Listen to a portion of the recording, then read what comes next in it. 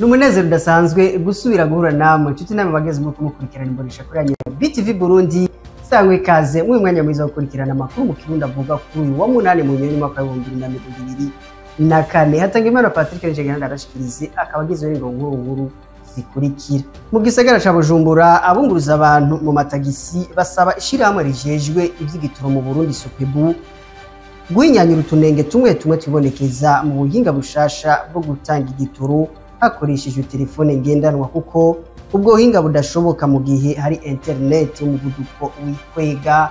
Turaza kubikurikirana mu idonido y'amakuru n'abarovyi bo mu kiyaga Tanganyika bagiye guhabwa imparati bashira ku mato yabo kugira vyorohe kuyatandukanya n'amato y'abagizi ba nabi.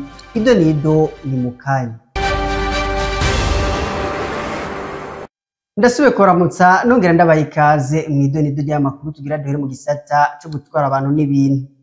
Mu gisagara ca Bujumbura abunguruza abantu mu matagisi basaba ishiramwe rijejwe ivy'igitoro mu Burundi Sopebu guhinyanyura utunenge tumwe twibonekeza mu buhinga bushasha bwo gutanga igitoro hakoreshejwe iyitsanyabwonko Gitoro Pass ikora mu matelefone manini Android kuko ubwo buhinga budashoboka mu gihe hari internet y'umuvuduko wikwega nkuko bisigurwa n'abo bunguruza abantu mu matagisi. Iyi application ni nziza twarayishimye nziza twereka iterambere mugabo iryo terambere shaka kudushiramwe naje ntiharagera.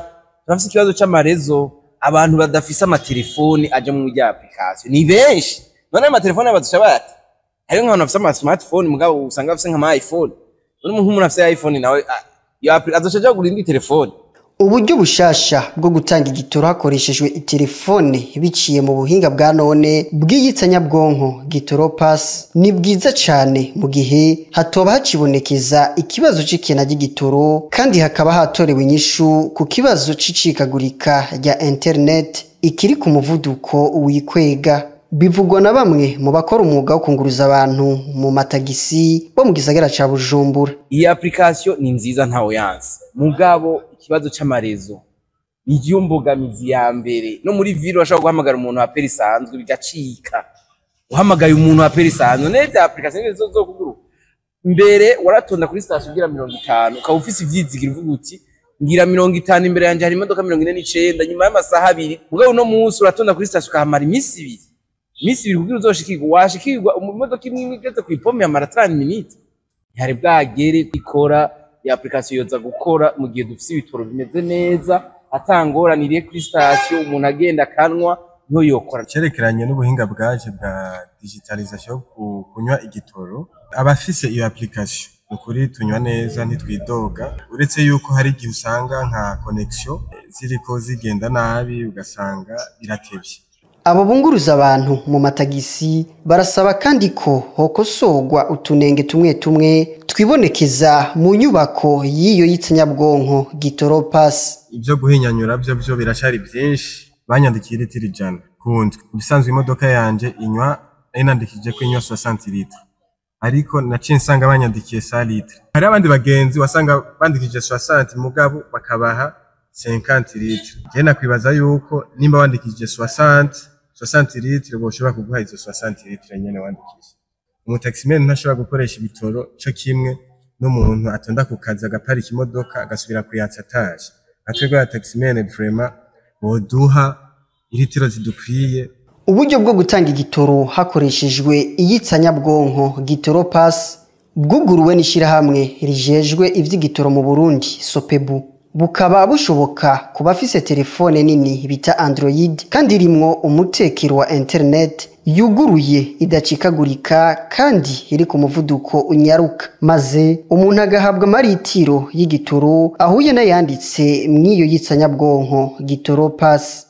Turabandanya n'amakuru twabateguriye mu gisata c'amagara abantu gikiyago hagati y'umuvyeyi n'umwana ningira kamaro mu bijanye n'indero ndetse n'irunduka rijanye n'amagara meza bisigurwa na Raoul Ndemesha umuhinga mu bijanye n'ivyigwa ndoragitsina.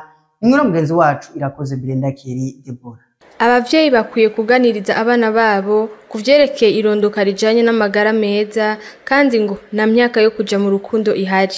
Ivyo vyavuzwe na Raoul Ndemesha umuhinga yanonosoye ivyigwa ndoragitsina. Ari mu adolescent ni kumuba hafi kumwumvisha ko abigiyemwo atabizi ingaruka ni nyinshi. Kumubuza naho siyo solution mu isanzwe, ni kumwakompanya d'abord, kumwereka iki kirazira, iki ni kibi, nuwakora iki hazoba iki. Ico gikuru gusumvya kumubuza. Si vyiza gukubita canke kuca ubabuza kubera utabasigura igituma wabujije, naho ubasize mu bibazo vyinshi. Ibibazo vyinshi baza kubirondera ahandi hantu. Ni vyiza navuze kubahanura, kubaba hafi, kubakompanya, ukabereka ati iki ni kibi, nimwaramuka mukoze ibi, nimwaramuka mukoze biriya muri relation yanyu bizogira ingaruka mbi ku buzima bwanyu no ku magara yanyu. Raoul Remesha agasaba leta yuko yoshigikira abigisha ivyirondoka rijanye n'amagara meza kugwaruka. Nta nyigisho ugwaruka rw'abarundi ruronka, niyo muca mubona ingaruka zavyo ni nyinshi cane, kubera ko nta education complete abajene b'abarundi baronka. Boreka canke bagafasha bakakompanya abari mu vya santé sexuelle reproductive, bakigisha cane beaucoup plus kuri ivyo bintu, atagutinya, atakurya umunwa. Nibaza yuko ni vyiza gusumvya kureka kubivuga ngo nuko ngo kwigisha abantu ububu canke. Mwomenya yuko mu biharuro vyasohotse mu vyegeranyo vyo mu mwaka w'2023 abanyeshure barenga 800 aribo bahevye ishure biturutse ku nda z'indaro. Irakoze Brenda Kiridebora, reka tugukengurukire nayo nkuko twabivuze mu ngingo nkuru z'aya makuru.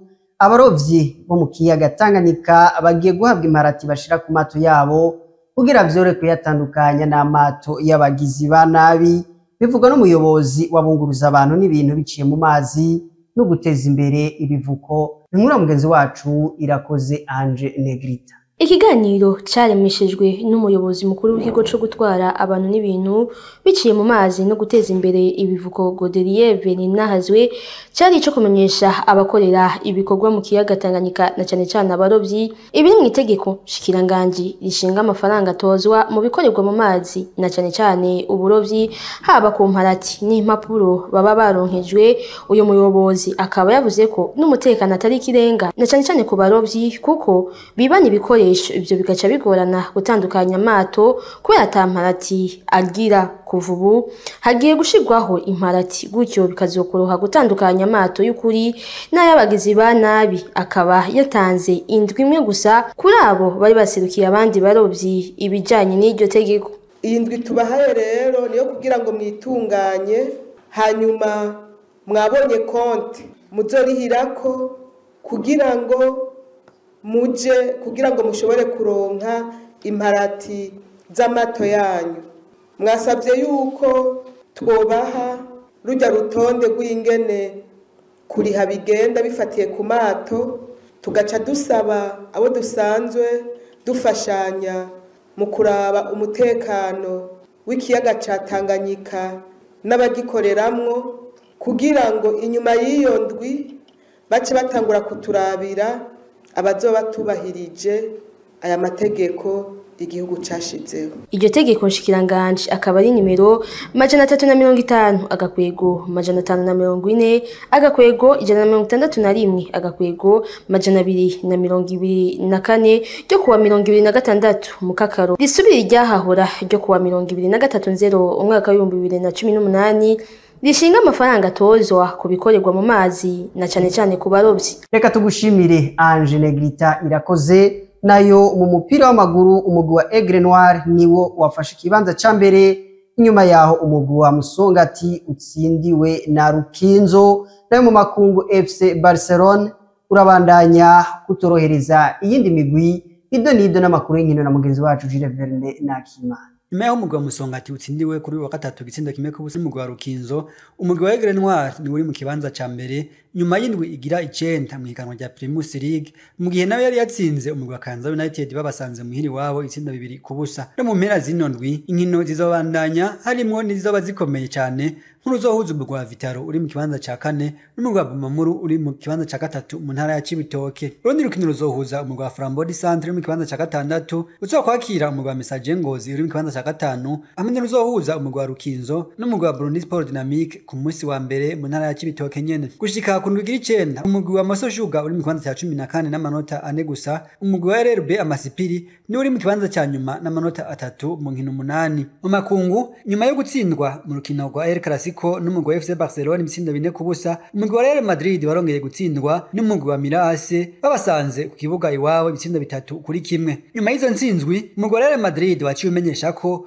ugiye gusubira ku isoko ry'igura n'igurishwa mu kwezi kwa mbere kugira barabe ko bokomeza igisata cy'ubugarizi. Mugabo bavuze ko mwakuza atamukinyi mushasha bazogura. Nayo umugwi wa FC Barcelona urabandanya kwitwara neza nyuma yo gutsinda imigwi itari mike, barongeye gutsinda kandi umugwi wa Etoile Rouge. Abasore ba Hansi Flick baciye baja mu mateka ko amaze gutsinda ibitsindo bira kuri 55 mu nkino 16 gusa. Ruben Amorim yatanze ubutumwa ku migwi yo mu gihugu cy'Ubwongereza nyuma yo gutsinda umugwi wa Manchester City ibitsindo 4-1. Umenyereza w'imyaka 39 kamoka mu gihugu ca Portugal amaze kumenyereza mu migwi 3 gusa, kashize umukono ku masezerano yo kumenyereza umugwi wa Manchester United mu kiringo c'imyaka 2. Tune mu bagezi muri ko marakurikirana n'amakuru twabateguriye. Imbere ko tuyarangiza mudukundiye tubanze turaba makuru avugwa hirya no hino ku isi. Umwaka w'ibihumbi 2024 niyo uzoba umwaka ushushe kuruta iyindi yose, kandi uzoba ari wo wa mbere aho ubushuhe bwo kwisi yose buzo kwiyongerekana ku rugero rw'ubushuhe rugera kuri 1.5 mu gihe kiri imbere. Birashoboka mbere ko ubushuhe bwarengeye ku rugero rwa 1.55 mu mwaka w'ikirangamisi, nk'uko bivugwa n'urutonde rw'amakuru rwa Copernicus R5. Samantha Burgezi, umuyobozi w'ishirahamwe rijejwe ihindagurika ry'ibihe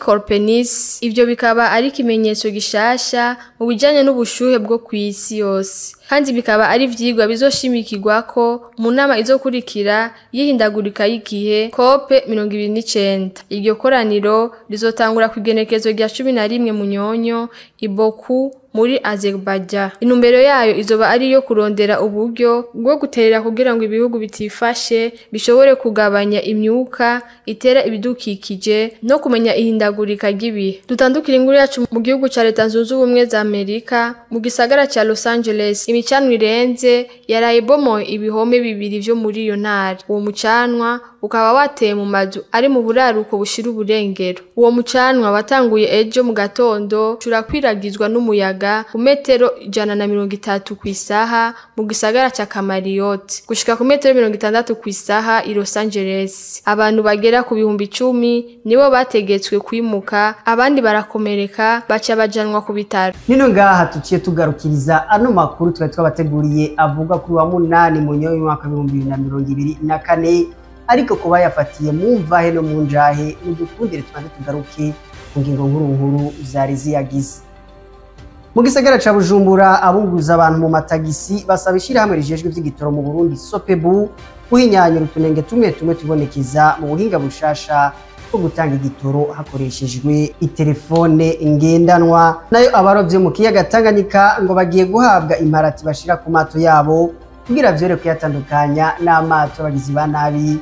Byose twabikurikiranye mwaya makuru, nuko akaryoshe nigahora mwitama. Reka shimire bagenzanje bakoze ibishoboka byose kugira no makuru ashobore kuboneka. Shimire namwe mwese mwashoboye kukurikirana. Anje Atangimana Patrick na Nikonda yabashikiriza. Reka duhani sangundi munsi nkaya mango nimugira muba mubahwe na gahwana.